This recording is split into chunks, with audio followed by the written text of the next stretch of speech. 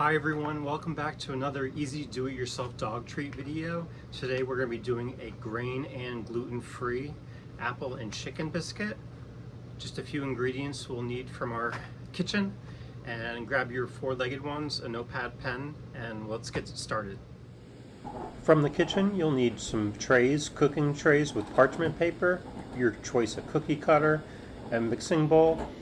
We're going to also need a couple measuring cups. Our first ingredient, we're going to be using a gluten-free oat flour. Next, we're going to be using a apple puree, chicken broth, and egg. With your measuring cup, we're going to measure out and pour in 2 cups of our oat flour into our mixing bowl. Next, we're pouring a half a cup of unsweetened applesauce, or even the Gerber baby food, a container of the apple puree. And we're going to go ahead and pour that into our bowl with our flour. Next, we're going to need 1 large egg, or if you have liquid egg, it's going to be approximately a 1/4 cup. We're going to pour in and then add that to our mixture of flour and apple. Next on the list, we're going to need 1 tablespoon of water, and we're going to go ahead and add that in. And our final ingredient for mixing is 1 tablespoon of chicken broth. We recommend a low or no sodium chicken broth. Now that we have all our ingredients in one bowl, we're ready to start mixing. If you want to grab your spoon, your mixing bowl, and go ahead. We're going to use our KitchenAid, and we're going to slowly get it started mixing everything in. You also might start to have the same issue I'm having. It's getting a little too doughy, so we're going to go ahead and pause it.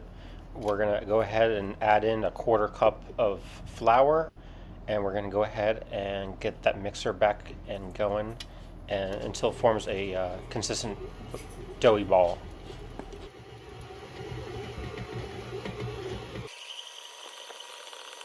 Now that we have our batters made and you have your batter all set, we're going to go ahead and grab our choice of cookie cutter. We're doing a multi-press to make things go quicker, and an electric dough roller. But a rolling pin and a flat surface is perfect. Your trays with parchment paper. Let's get these rolled out.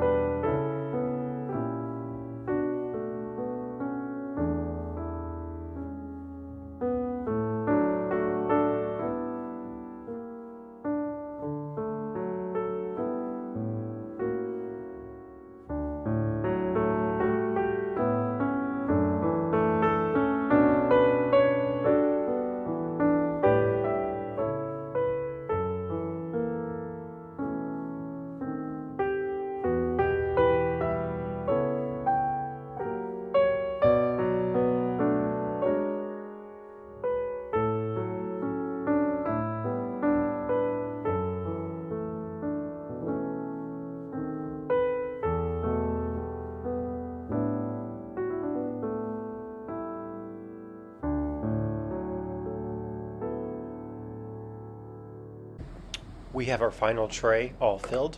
We're going to go ahead and put that last one in the oven, and however many trays that you have ready and in your oven, we're going to go ahead and close everything up, and we're going to make sure our temperature is set at 350 degrees Fahrenheit, and we're going to do approximate cooking time of about 10 minutes.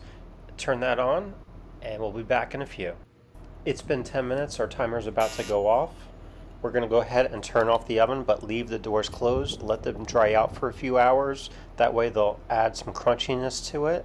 And if you still want to continue and make them even crunchier, we'll transfer them into our food dehydrator.